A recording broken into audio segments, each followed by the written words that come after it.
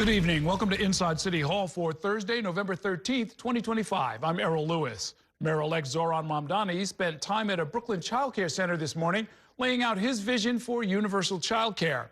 This comes as New York One has learned that Mamdani has been planning his agenda with powerful Democrats from all across the country. Our Ayana Harry was with the mayor-elect today and joins us now with tonight's top story. Good evening, Ayana. Good evening, Errol. The mayor-elect's team found, on average, New York City families spend $22,000 a year on child care, and that's just for one child.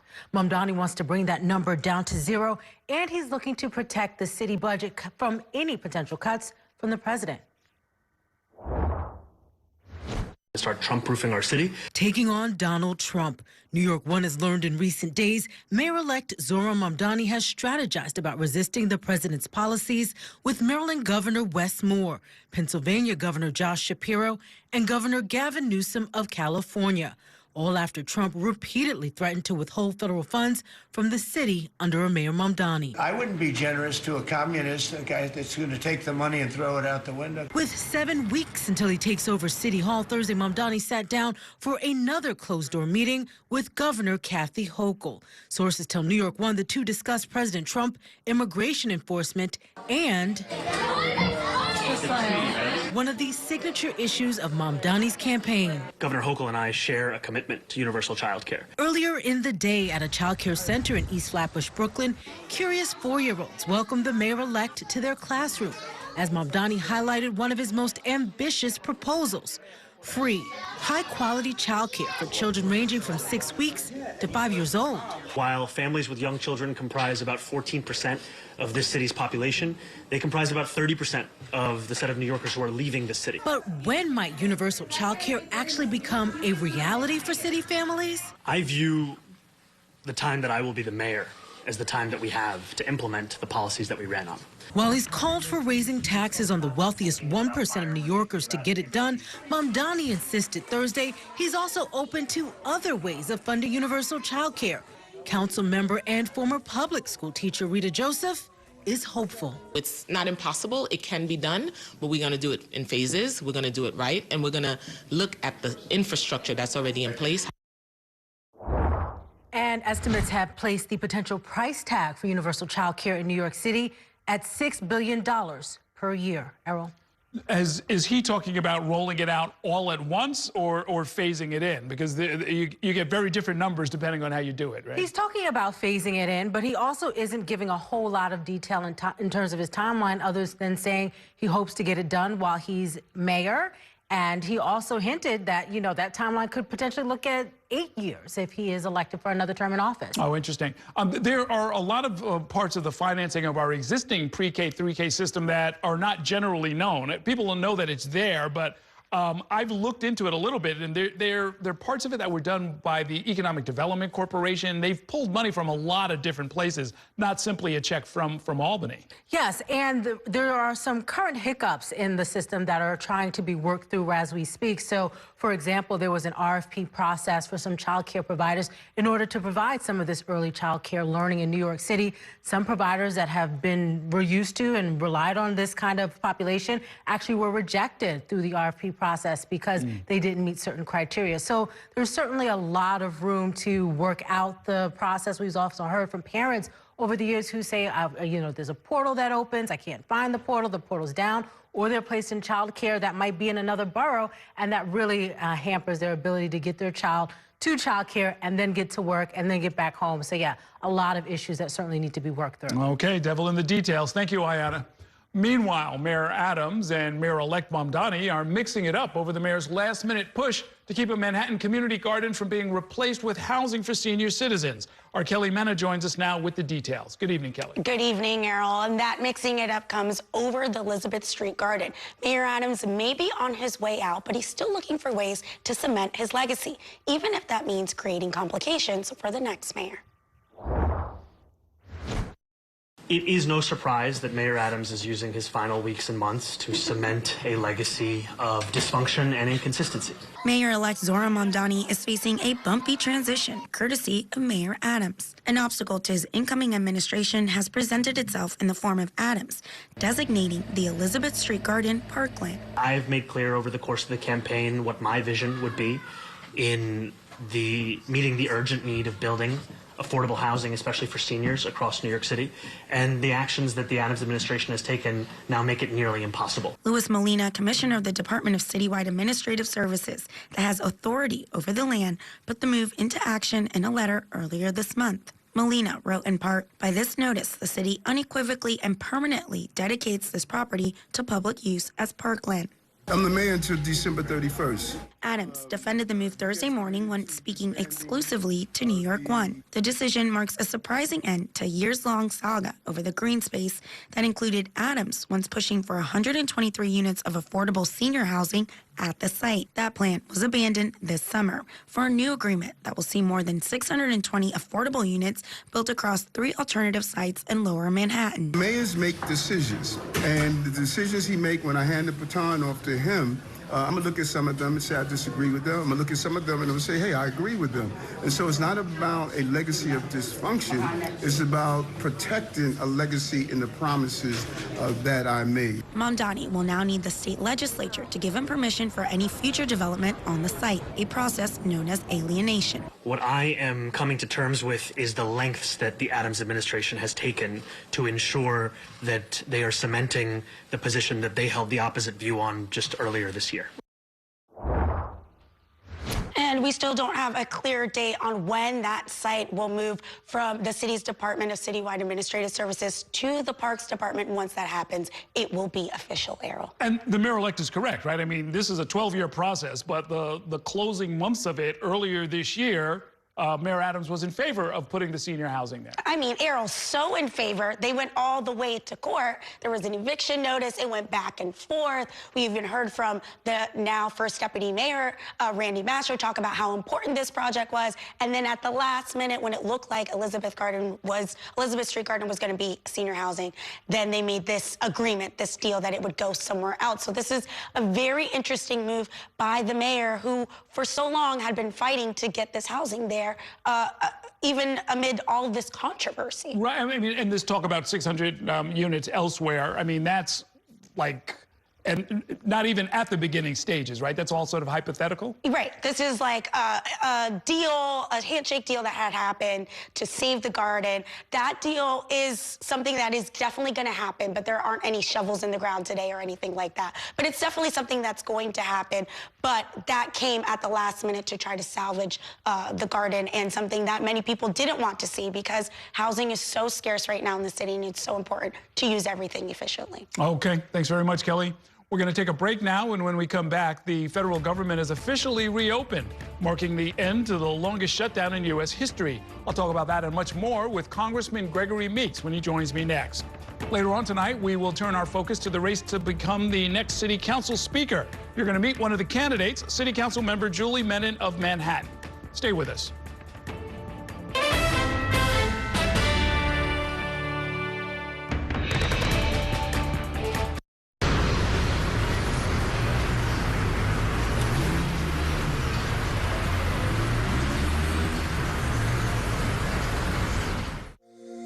Every day tells a new story. At Mornings on One, we're dedicated to bringing you the stories that matter most to start your day, with in-depth coverage of the day's developing news. I'm Pat Kernan. Here are the stories we're following this morning. And weather updates every 10 minutes. Some morning sunshine possible, clouds take over. It's our responsibility to get you the information you need before you head out the door. Mornings on One, weekdays starting at 6 on the Spectrum News app. Free for Spectrum customers. Spectrum TV, isn't that only live TV? No, it's only all my favorite streaming apps with live TV. Okay. It's only all included at no extra cost, and that's the magic of math. Will this be on the test? Sure, why not? It's only one simple payment for all our TV. We gotta simplify and win. Winning is equally important. If not, more so. Yeah! Only Spectrum TV, fixed TV. I'm Sandra, this is Jorge, and we were adopted in 2019. I remember when they first came to us, Michael was already a teenager. The whole cliche of they're so lucky to have you guys, and it's the other way around. They have changed our family for the better. They chose to love us. They didn't have to. They chose us. Family. Learn about adopting a teen from foster care. You can't imagine the reward. Visit adoptuskids.org. And that's a look at some of what's in the papers this morning. You done with the sports section? Today's story is about the latest chapter for a beloved local business. It's a beautiful day with temperatures in the 60s, but showers are expected in the next hour. In a city that's always on the go, it's important to stop to hear the stories that connect us. The news that matters to New Yorkers. That's what brings us together. That's Mornings on One. Weekdays starting at 6. Exclusively on Spectrum.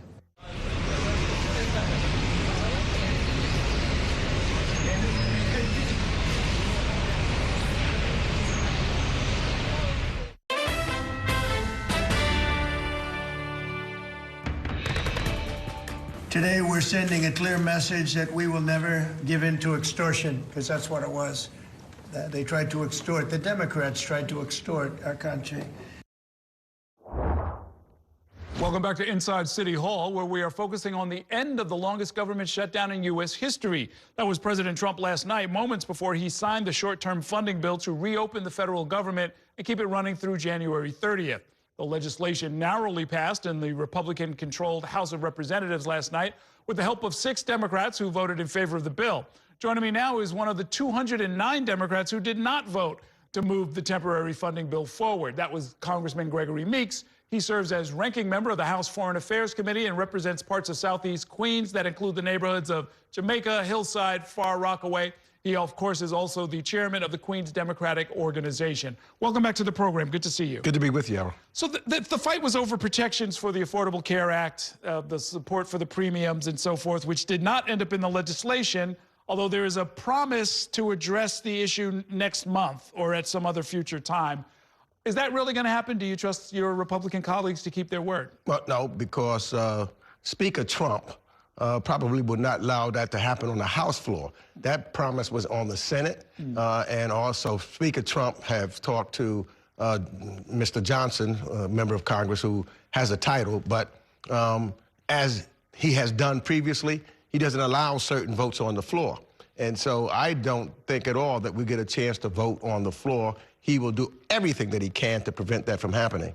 But I think that as a result of what took place, the American people see plainly who was crude to the Americans, you know, especially with reference to health care. And when those prices go climbing up, they will know that it's Donald Trump and the Republicans, again, causing the affordability issues and the cost of Medicare going up. So yeah, we can go through the politics in a minute, but just to establish, you're saying that the nightmare stories that we've seen and reported on, premiums doubling, tripling, you know, making the cost of healthcare unaffordable for thousands, if not tens of thousands of families nationwide, that's pretty much going to happen now? Yeah, it is, because this is the period of which you get the prices to determine what it's going to be. And your health care insurance is going to go up because you're not going to have the tax credits that goes along with the Affordable Care Act. So therefore, those prices, you know, all of the money that the tax credits were taking place will be gone.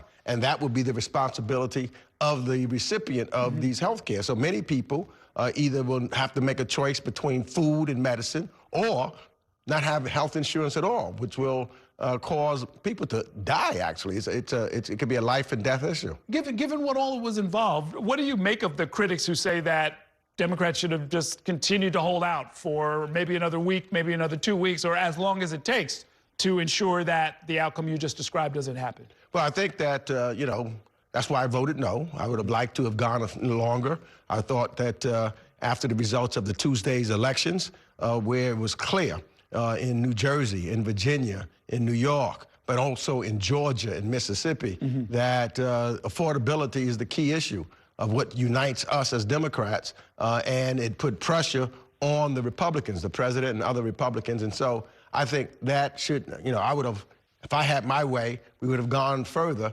to make sure that that continued, that pressure would continue to applied to them, and hopefully, because, you know, more red states are going to suffer as a result of these tax credits not being continued, than it is going to be blue states. Well, you know, even with that being true, you've been through a number of shutdowns before, and the party that's not in power, which in this case is the Democrats, almost never gets to use it to affirmatively move forward complex legislation, right? I mean, it was by no means assured that even with more pressure, even with more time, even with the imbalance in who was going to get hurt by it, that the Republicans would have come to the table, right? Well, you would think so. You know, all of these shutdowns before, you know, you had the President of the United States calling both sides into the White House, negotiating, trying to get things done.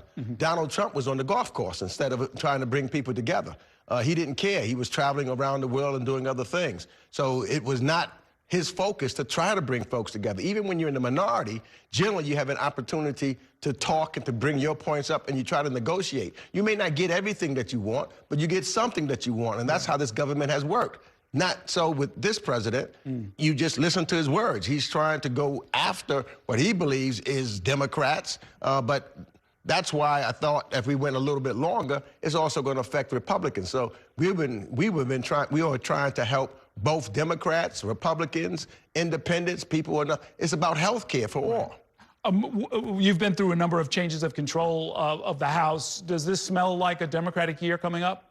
Yeah, well, I think so. I think that the American people, and as Hakeem Jeffries correctly stated yesterday, you know, either they're going to come to the table and make sure that we create an opportunity for people to have affordable health care, or they're going to lose in November of 2026. Because, as I said, you saw the results of what took place last Tuesday. And you look at every election that has taken place since the return of Donald Trump, and you see Democrats winning across the board. Because the promises that Donald Trump made of reducing cost and reducing inflation, all of those things are not true.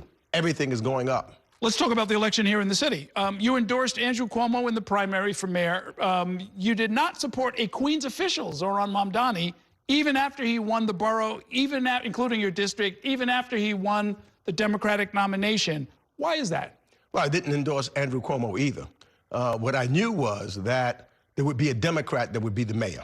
You know, generally sometimes you had when you get into the general election, you have a Republican. So I knew I wasn't going to support Curtis, so that was out. But I knew that there would be a Democrat, and then we would have to come together for the benefit of the city, uniting, and someone has to be that bridge to bring folks together. So I thought that my role was to be that bridge, or to be a bridge, so that we can work together. Queens, as you know, is the most diverse county in all of the United States of America. And so we had a lot of voices on the Queens County Democratic Party, you know, that was split. And so I thought, since it was split, there's no reason for me to jump out there. Let's try to figure out how we bring people together so that when we win, we can get things, we can move together. Is that process happening? Have you spoken with the mayor-elect? Absolutely. And we are all invested in his success, and he will be successful. I think that when you talk about, as he did, affordability and his plan, and that's what he continues to emphasize, what his plan is, how he's going to run the city. And when I look at his appointment, for example, of Dean Fullahan, that just gives you a first notice of how serious he's about pulling things together. Because Dean, I've known for a long period of time, from the days when he was in the assembly, when I was there. Dean is an individual that understands the city and the state. So the people that he's putting around him, as he said he would do, are the people who understand and know how to work collectively to make us go forward. And I think that's what, you know, one of the most important things that a mayor to do is to surround himself with experts. Okay. Now, a related question, the race for city council speaker.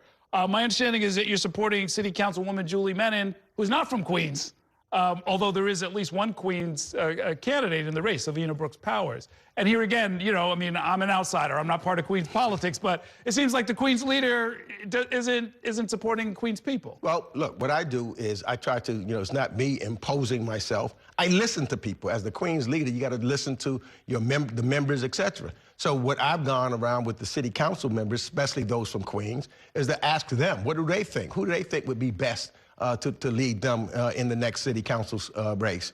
who would be the best speaker. And so after talking to them and then understanding and knowing and seeing what Julie has done in the past and while in the city council,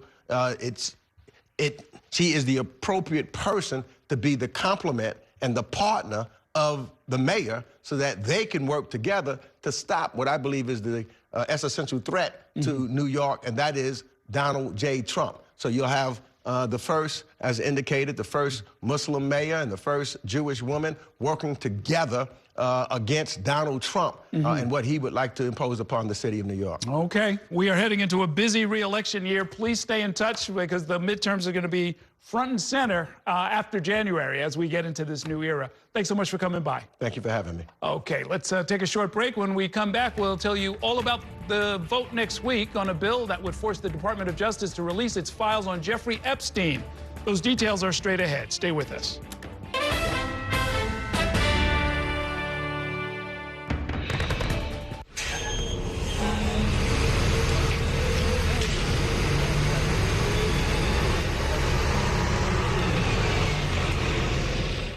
At Spectrum News, we're committed to strengthening the fabric of local communities through our reporting, with stories that inspire and news that matters on your smart TV and connected devices, streaming live 24/7, plus on-demand weather forecast to help you stay prepared. It's all there as you step outside with the Spectrum News mobile app, keeping you informed and in the know throughout your day. Spectrum News, free with your Spectrum subscription, exclusively for Spectrum customers, now available on your favorite devices. It's only a game. It's only a little rivalry. It's only a ritual. When I come home late, and a few generations. you're always there. And only Spectrum TV includes all your favorite streaming apps with live TV at no extra cost. It's only a game. It's only everything.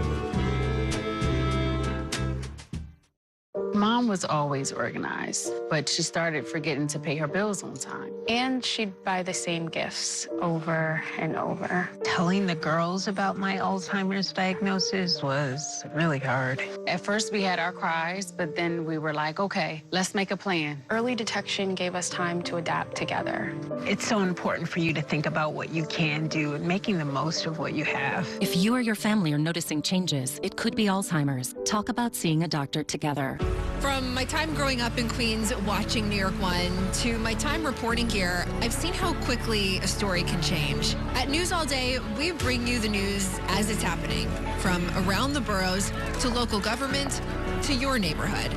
Because our city never stops moving. 3, 2, 1. Hi, I'm Shannon Ferry with the day's developing stories. But first, stay up to date and informed with News All Day, weekdays from noon to 4.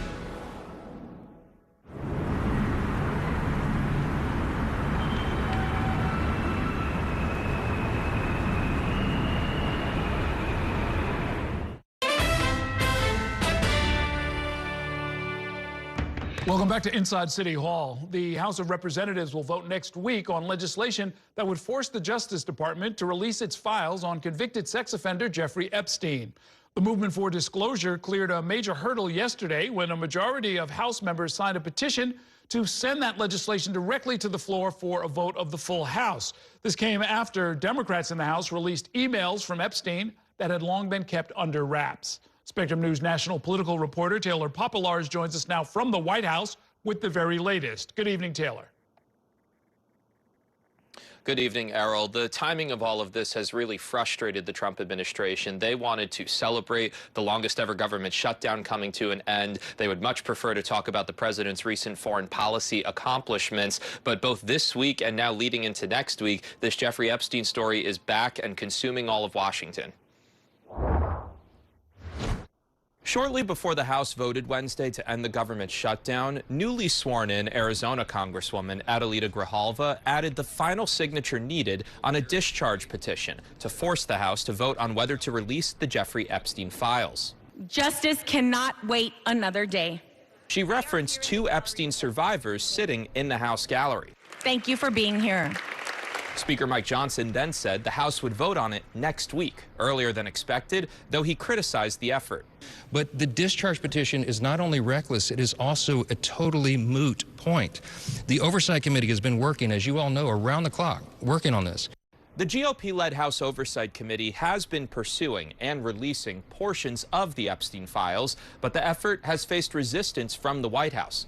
The president calls it a hoax, despite once campaigning on getting the files out there. In a 2019 email, Epstein said Trump, quote, knew about the girls, but Epstein does not explain what he means. President Trump has never been accused of wrongdoing by any of Epstein's victims, and the emails contain no direct allegations either. White House Press Secretary Caroline Leavitt posted Thursday that it's a Democrat and mainstream media hoax, and that the president will remain focused on affordability. It's expected that a significant number of House Republicans will join Democrats in voting next week to release the files. Kentucky Congressman Thomas Massie is leading the charge. But I would remind my colleagues that this vote is going to be on your record for longer than Trump is going to be president. But the bill's fate in the Senate is uncertain, and the president could veto it even if it passes there. One Epstein victim told CNN having the president's support is part of the accountability she wants. At least acknowledge us and say, I see you, I hear you, instead of trying to pretend that we don't exist. Now, to give you an idea, Errol, of how seriously this Trump White House is taking this story, White House Press Secretary Caroline Leavitt confirmed that on Wednesday there was a meeting held in the White House Situation Room where Trump administration officials talked with a Colorado Republican Congresswoman named Lauren Boebert, who was considering signing on to the discharge petition. They wanted to convince her not to. She ultimately did. It's a rare example of a few Republicans willing to buck this president over a really sensitive story. Errol? Well, Taylor, the Situation Room is where they have the most sensitive, most secret kind of conversations, right? It's where a former president was when they killed Osama bin Laden. That's the highest level of secrecy within the White House. That's right. It's a room where war decisions are made, where the highest level discussions take place. It's essentially kind of the national security bunker, if you will, here at this very large White House campus. And Caroline Leavitt, the press secretary, would not explain why the meeting was taking place there. She said she wouldn't disclose the conversations that were had. But I think it's indicative of how seriously the Trump administration is taking this. We also know the president was trying to reach some of the other House Republicans who signed on to this discharge petition. But there is a segment of the president's base that is frustrated with his handling of the Epstein files because of what he campaigned on. So it's going to be interesting to track the results of that full vote next week. Okay, thanks very much, Taylor. We are going to take a break now, and when we come back, we'll turn to the race for Speaker of the City Council. You'll hear from Councilwoman Julie Menin of Manhattan, who is one of the top contenders for the job. Stay with us.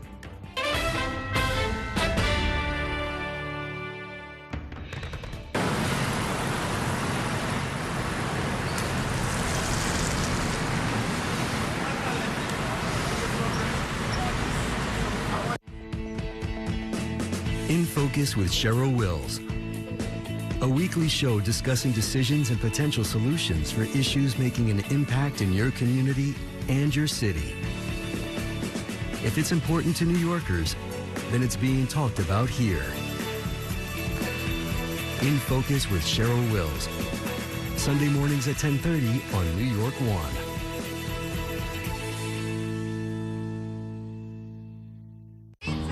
It's only a slice. It's only made possible by Spectrum, connecting businesses of all sizes, like small businesses, instantly serving up orders and inventory on the Spectrum Fiber broadband network. And factories, seamlessly connecting to farmers in the field with tailored solutions that always deliver. It's only a slice. It's only everything. Get your business free fiber-powered internet forever. Call to find out how. I'm Chris Jakimick. I served in the United States Air Force, and I deployed 3 times. So in 2017, I was serving as an Air Force First Sergeant. Our motto in that role is, my job is people, everyone is my business. But unfortunately in that year, I would lose my own brother, Lance Corporal Adam Jakimick, to suicide. The majority of veteran suicides are from guns. I store my weapons securely, not only for myself, but for my family. My service never stops. At Spectrum Noticias, we recognize that our New York City community is vibrant and diverse. Spectrum Noticias delivers balanced coverage of the stories that matter in our communities and across the country. Our journalists are based in the neighborhoods we cover, ensuring you get in-depth reporting on what's happening in the places we call home. So join us at Spectrum Noticias. We're always on, always there for you. Now available on your TV. Check your local listings. Also available on the Spectrum News app.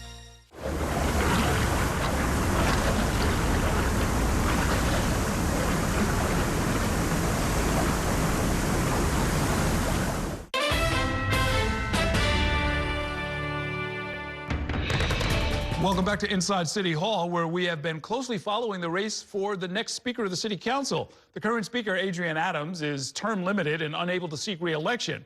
Here is a look at the members who are currently in the running. It includes Crystal Hudson, Julie Menin, Christopher Marte, Selvina Brooks Powers, and Amanda Farias. Yesterday, we spoke with Crystal Hudson about her vision for the role. Joining us now to talk about the race is another leading candidate, and that, of course, is Council Member Julie Menin. Her district on the Upper East Side of Manhattan includes Roosevelt Island. Welcome back to the program. Good to see you. Thanks, Harold. Great to be here again. So now one of the jobs of the council speaker is to act as a check on the mayor, incoming Mayor Mamdani. How do you see that relationship shaping out? So I've seen many mayoral and speaker relationships over the many years that I've been in and out of government, and it's very important that a mayor and a speaker work closely together. What we have now, Errol, is we see with the election of Mayor-elect Mamdani a real mandate for affordability, and that is something where there's alignment with the City Council. 2 years ago, the Council passed my 5 bills to mandate universal child care. Mayor Adams, unfortunately, did not implement them, but there's unbelievable alignment on universal child care. I know we can get there. There's also alignment on the issue of affordability. The city is simply unaffordable for the vast majority of New Yorkers. We have an obligation, a real duty to build more affordable housing, and so I know we'll seek alignment on that. And one of the things that I'd really like to see the council do is be less reactive, and by that I mean we react to ULURPs, but we're not proactive enough. I think that the council should be releasing an affordability plan in conjunction with the mayor, looking at the 1,000 city-owned sites, the DCAS, the city-owned properties that we own that are underutilized, vacant land, and repurpose them for affordable housing. So I'm very excited about the potential to do that. When it comes to housing in particular, some of your colleagues, as you know, are not just reactive, but almost reactionary, meaning they're waiting to hear proposals so that they can kill them, and otherwise they don't really want to hear a lot of proposals. Things have shifted because of the outcome of the election with some of the ballot questions. How's that conversation going to go if you are the speaker? Well, I think obviously you want to always consult with the local member because they know their community best, but then you have very important projects that have citywide implications. A great example of that, Errol, is a project that was in my district that my predecessor, Ben Kalos, tried to block, the Blood Center project. He tried to kill the project. The council overrode him because it was an important project. It had many benefits for the city. And that's the speaker's job, to be able to work with the member, but if the member is really not moving it forward, then work in consultation with the other members. But member deference is still important and very much top of mind because members do know their communities best. Is that an example of, I mean, what members said under the old system was that member deference is the leverage that we have to force conversations, community benefits agreements, and other sorts of, reshaping of projects that would otherwise just steamroll through.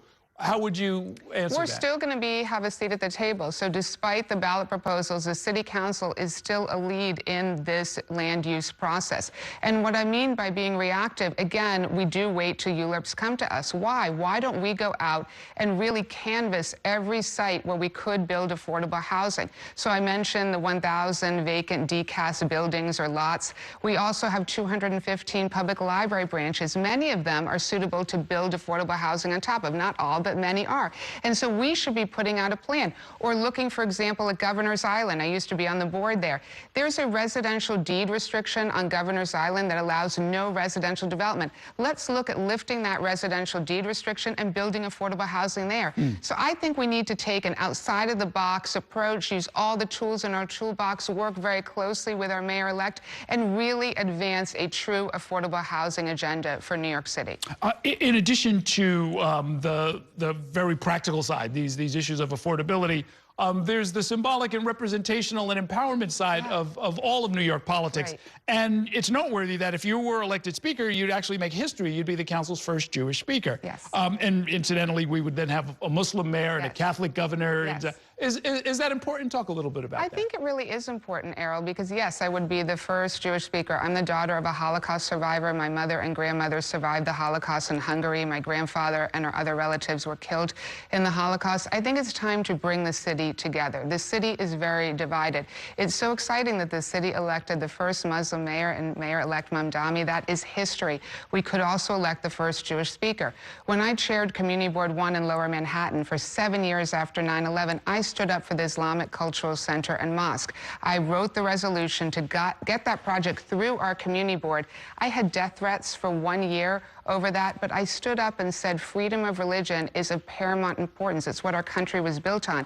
And so I'm so proud that I stood up for the Islamic Cultural Center and Mosque. It was very controversial at the time. We got it through our community board. But that's about bringing the city together. And right now, a study showed that 34% of young people in New York City believe the Holocaust is a myth or exaggerated. 34%. So last year, I launched a project at the Museum of Jewish Heritage that brings every public school 8th grade student to the museum to visit the Holocaust exhibition, to learn about that. We need to bring communities together, and perhaps the best example of that is a high schooler in my district who came to me shortly after October 7th, a Muslim student, and she had a best friend who was a Jewish student, and they founded a club together, a Muslim and Jewish club. That's what we need to do more of in the city. We can absolutely work together to really bring our city once and for all together on these issues. We in the media probably are not helping to a certain extent, but there certainly are a lot of people who demonstrate and who, you know, sort of are not just uninterested in Zionism, but are actually actively anti-Zionist and say that certain projects like the deal between Cornell and Technion is something that should be undone, or there are issues about, I saw a demonstration with some of your colleagues around Israel bonds and so forth. Do we need maybe a little strategic silence on this? You know, because when asked about it, the mayor-elect tends to say, let's talk about my agenda. Let's not talk about anything else. How would you'd have to manage a lot of these conversations? Well, first of all, on the issue of Israel bonds, I think Comptroller Tom DiNapoli says it best. He's investing over $340 million in Israel bonds. It's a really good return on investment. So I think you've got to also look at it in that way. Cornell Technion is actually in my district in Roosevelt Island. It's created thousands and thousands of tech jobs. And I was just there last month. They've created hundreds of new tech companies, innovative tech companies that are now housed in New York City, that are really the future of our great city. So I think, look, we need to really try to come together on these issues, and I think it's absolutely possible to do so. Okay. When it comes to the, I guess, the doings of all of this stuff, you've got to line up stuff, and everybody is watching everybody else's parties and different kind of conversations that are going on. Is it fair to say that you have lined up the support of Representatives Gregory Meeks and Adriano Espaillat? So I am so honored to have their support. We have built an unbelievably diverse coalition of support, and I'm honored to have the Queens County Chairman, Congressmember Gregory Meeks' support, and Congressmember Adriano Espaillat's support, as well as many labor unions, and most importantly, the members. This is a member-driven process. Members speak to their county leaders about who they would like to see as the next speaker. Members speak to labor unions. It's a very member-driven process. And at the end of the day, I hope to earn the support of my colleagues to be the next speaker. Okay, and what does the politicking of that kind look like? I mean, I know this is between you all, but it's very interesting because a lot of dinners, when I tell breakfast. outsiders, well, what does the speaker's race look like? It's really obviously the vote of the 51 members. So it's conversations. But look, we've worked together, except for the new members. We've worked together for the last 4 years. We know each other very, very well. And so I have managed 3 city agencies as commissioner. I've served as the commissioner of the Department of Consumer Affairs. I served as the census director, where we finished #1 of all cities across the country. And I served in a senior role at the city law department, where we sued the Trump administration with our great New York Attorney General at the U.S. Supreme Court and won that case. So I want to bring that experience to bear, and I look forward to continuing to have conversations with my colleagues. Okay, we will let you get back to it. Thanks so much for coming by. Good luck. Thanks so much. Okay, let's take a short break now. When we come back, advocates and elected officials are calling on the NYPD commissioner to fire a police officer who shot and killed a Brooklyn man back in 2016. We'll bring you all the details on that in 2 minutes. Stay with us.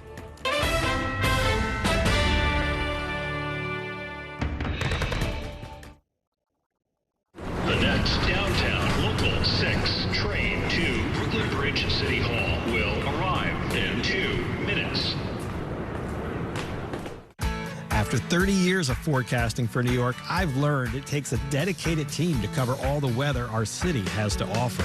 I'm so honored to be a meteorologist here at New York One because as a Brooklyn kid, this is the station that I grew up watching. Morning, noon, or night, our team is here to bring you accurate forecasts you can count on, from severe weather updates to our weather on the ones. Watch the New York One weather experts on your TV and on the go with the Spectrum News app. Your entertainment the way you want it. With Spectrum TV, all these streaming apps are included at no extra cost. So you can watch anything. Movies, series, sports, reality, news. Here's a look at today's top stories. Exclusive originals. We await your orders. And even more of your favorites with live TV. Stream across your devices and enjoy anywhere. See you later. Get it all with Spectrum TV. I'm an ex-drug dealer, and I'll be your sub today.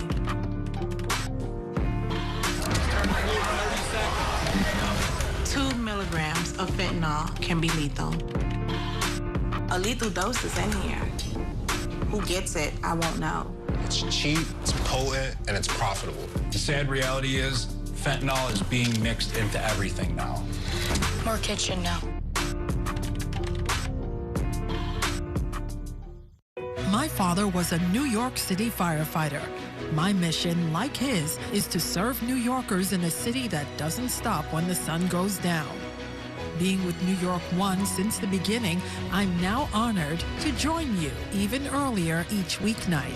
Starting at 8 with New York Tonight, we'll explore the latest news developments, followed by New York One at 10 to wrap up your day. So join me each weeknight starting at 8 right here on New York One.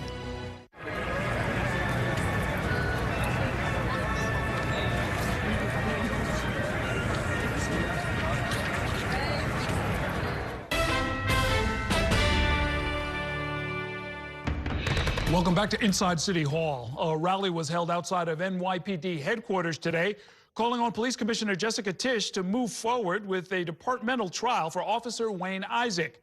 This is over the 2016 shooting death of Delron Small in Brooklyn in a road rage case. A police judge has recommended that the case be tossed before its scheduled start date, which was later this month. New York One's Dean Meminger has the details in this report.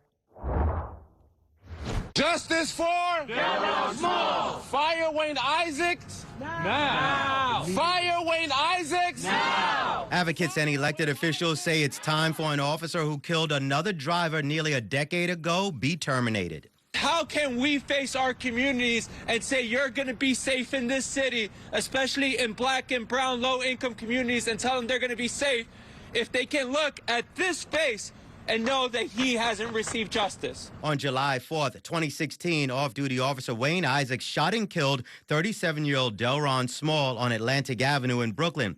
Isaacs said he was attacked by Small and fired in self-defense, but Small's family says it was the off-duty officer who was driving erratically, and when Small approached his vehicle, he immediately started shooting. Isaacs was acquitted of second-degree murder and manslaughter charges during a criminal trial. There's been 7 police commissioners, 2 mayors since Officer Isaac murdered Delron. At no time did Isaac Wayne said he wasn't a cop. That's the latest twist in this long case. During his criminal trial, Isaac said he was acting as an officer and following his training, but now Officer Isaac's legal team is saying he wasn't acting as a cop during the shooting because he was not on duty. They argued the Civilian Complaint Review Board cannot prosecute an off-duty cop, and the department judge agreed, saying he wasn't on duty and is recommending the police commissioner should dismiss the departmental trial. The Police Officers Union says it's glad the police judge struck down, quote, another attempt by the CCRB to bend the law and increase its power. The city's public advocate says too many cops are not being fired or disciplined for their bad actions. It is stunning to me that in plain view, It seems this whole system is designed simply to protect police officers at all costs, irrespective of what they have done. The family of Small successfully sued the city in a wrongful death case because Isaacs is an officer. The CCRB says it is looking forward to prosecuting the cop. 33 elected officials sent a letter to the police commissioner demanding she order the trial to start as scheduled next week. The NYPD says the disciplinary process is ongoing. There's been a lot of talk about Commissioner Tisch. There's been a lot of talk about her efforts to clean up the NYPD. And this is a very clear test right here. Family members and advocates say if this departmental trial doesn't move forward, they hope Mayor-elect Zohran Mamdani will step in and order a trial when he takes over City Hall in January. At police headquarters, Dean Meminger, New York 1. It is time for a break. Coming up, we will bring you a preview of the latest episode of my podcast, You Decide, where I sit down with David Remnick, the editor of The New Yorker, to talk about Mamdani's big win. Stay with us.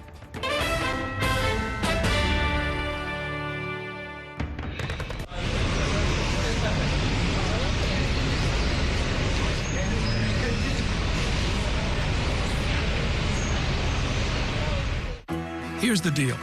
People need a place to explore national issues that have an impact on their community. To understand those issues better, we're bringing together our team of local political journalists from across the country to break down what's happening. So join us every week to catch up on the key stories making a big difference across the nation and in your local community. Watch The Big Deal with Errol Lewis Friday nights at 9 on Spectrum News New York 1. Available on all of your favorite devices exclusively on Spectrum. There's an international travel plan with Spectrum that was an additional $10 a month as opposed to paying a ridiculous amount per day for roaming fees. This literally felt like my old phone carrier was reaching their hand into my wallet and just helping themselves to some of my cash. I like having no surprises when it comes to my cell phone bill. And with Spectrum, that's been the case. So it saved me a ton of money. Real customers, real savings. To see how much you can save, visit spectrum.com/save.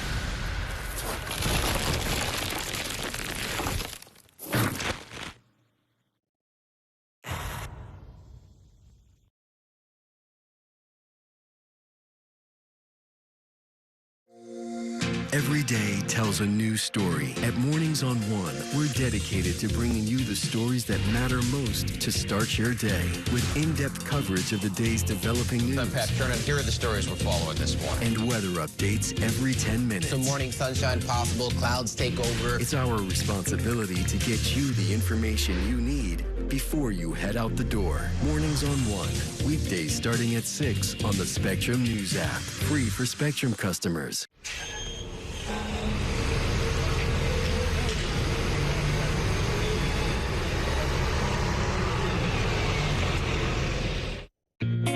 We are connected, engaged.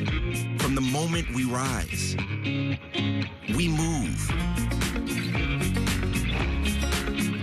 we adjust, we learn, explore, relax, and grow together. So we're ready to build a better tomorrow. Stay informed throughout your day with the Spectrum News app, exclusively for Spectrum customers.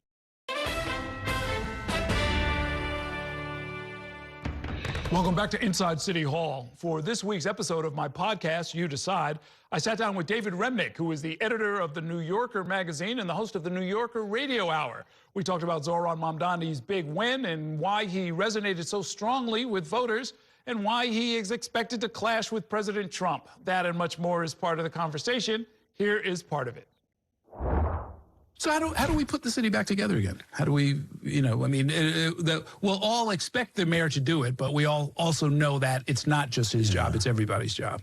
Well, I think a mayor can do a lot, but he can't do it or she can't do it alone. And this is the pros of governing, as Mario Cuomo used to discuss it. And it has to do with if you want, the fastest thing he can do is the freezing the rent option, as long as the board is with him and it's his creation. Now, that's not unprecedented, by the way, right? Right. It's also not very useful, but right. And it's and a lot of economists think it's it's counterproductive. Counterproductive, and what you need is more housing. Right. Period. Right. And that takes longer. And what you're seeing in New York, I think, is in microcosm potentially is a battle between what we now call the abundance agenda, exemplified by Derek Thompson as Ezra Klein, and the DSA agenda. I think you're going to see both of those things happening at once. It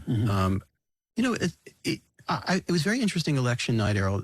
You'll have a better read on this than I do, but some people reacted to his victory speech as one of celebration, ebullience, generosity, and so on. And then Van Jones was apoplectic. I saw that. What did you think? Well, look, I had picked up on it because when he gave his speech a few days prior, when the Islamophobia was cresting and was just disgusting, and AI, cartoons were going all over the place. He addressed the Muslim community specifically, and I detected in it, although he gave a smooth, even, pleasant delivery, because that's how he presents, if you read the text of it, it's like, whoa, this is pretty defiant. And I think the same thing was true of the speech. Well, there's a lot of unfinished business here. I mean, he keeps talking about grievances that have never even been acknowledged, much less resolved, and certainly no apologies given for how Muslims were treated in the wake of the 9/11 attacks, physical attacks on the street, disrespect, denigration, being excluded, what happened in the course of this campaign that just went without comment or notice. And he basically, if you read some of his speech, he keeps coming back to the phrase, no more. Like, this is it. And no more is the phrase. Totally understood. But I think there are other New Yorkers who find themselves on the receiving end of hatred, harassment, anti-Semitism, whatever it might be. And they want to hear that from him too. Right. Well, he's in no uncertain terms. He's got a full agenda. He's got a full agenda. And there are moments in political campaigns and their aftermath that are emblematic for the spirit and culture of a place. You remember very distinctly when Barack Obama was dealing with his Jeremiah Wright moment. Yes. And the way he handled that was a speech now known as the race speech. Right, he went to the Constitution Hall or something like that? It was a very important moment. And the way he set out a spirit of general embrace, not everybody was happy with, by the way. Right. Right. But the majority were. And it was a very important moment in defining his universalism, for want of a better word. And, it's just it's a lot of pressure. It's a lot of pressure rhetorically, politically, and in terms of who he has to please. Mamdani has an extra burden, or I should say a challenge, because at that point when he gave that speech, Obama had already written not one but two autobiographies in which at length he talks about how he had to construct his identity personally and publicly. And it's not the most common identity either. Right. Well, exactly. Yeah. Well, he was, how I'm, he's like, my father's this, my mother's that. I was raised in Kansas. How do I do this? And he takes you through his journey. Right. We haven't had that from Mamdani, in part because he's not a writer. Also, he hasn't lived that long. and frankly, I don't know if he's really settled on it yet. He has no precedents, right? He doesn't have anybody. He doesn't have a Harold Washington or anybody. Well, that's interesting who his people are going to be. Patrick Gaspard seemed to be becoming more and more important. He has this clutch of 4 aides around him that are important. But in the end, a leader has to give direction. In the end, the leader has to be the moral compass and the managerial compass of what he or she proposes to lead. And it's unbelievably complex. Sure. And the fire hydrant has not begun for him. This is true. The fire hydrant opens up on you January 1st, and it's unrelenting. And right. I don't think he's naive about it, but it's a lot at there'll likely be troops on the street from Washington to complicate everything. That's the big thing. I think, at the last minute, Trump decided, okay, I'm going to endorse Cuomo. But I think he relishes Mamdani. And I think there's big drama to come in this city. Yeah. You know, we've seen L.A. and now we've seen Chicago. And Governor Pritzker, who's on the radio hour, actually the New Yorker radio hour this week, you know, has decided to really chest up. Sure. No, that's right. The President of the United States. Yeah. And how you do it, the language you use, the tactics you use are essential. It's interesting from Trump's point of view. I imagine that he's finally maybe found somebody who might rise to the proper level of visibility and media prominence, so that he'd have a worthy opponent. Because Karen Bass really just kind of out in Los Angeles kind of slipped off to the side. And it was briefer. Yeah, it was briefer. And Newsom also took a lead position there. And remember, it's not only the biggest city; all the world's media are here. Sure. And I just wonder, in the wake of this loss that the Republican Party has just faced, does he want another battle royale? You can catch the full podcast episode wherever you get your podcasts, as well as on New York One's YouTube channel. It will also air on New York One this Saturday night at 9 p.m., followed by the latest episode of Off Topic on Politics. That's going to do it for tonight's show. Thanks so much for watching, and have a great evening. We'll see you next time inside City Hall.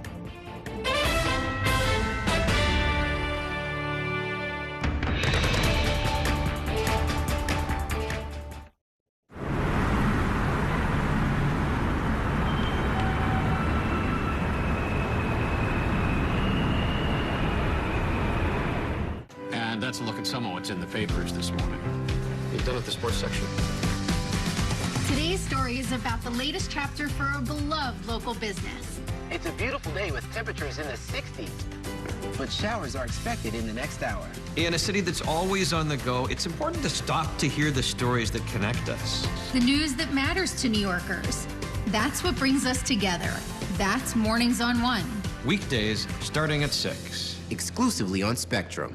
Your entertainment the way you want it. With Spectrum TV, all these streaming apps are included at no extra cost.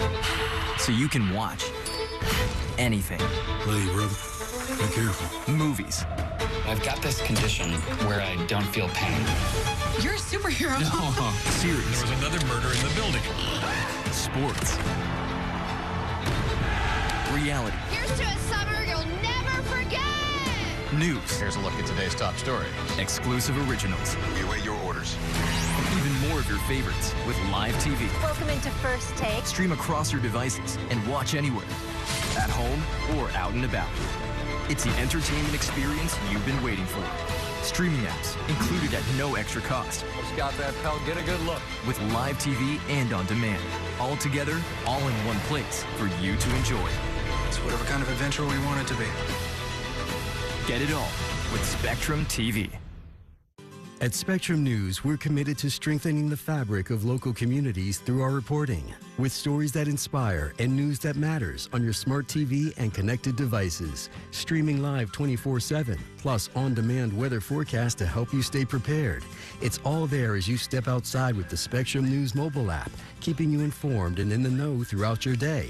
Spectrum News, free with your Spectrum subscription, exclusively for Spectrum customers, now available on your favorite devices.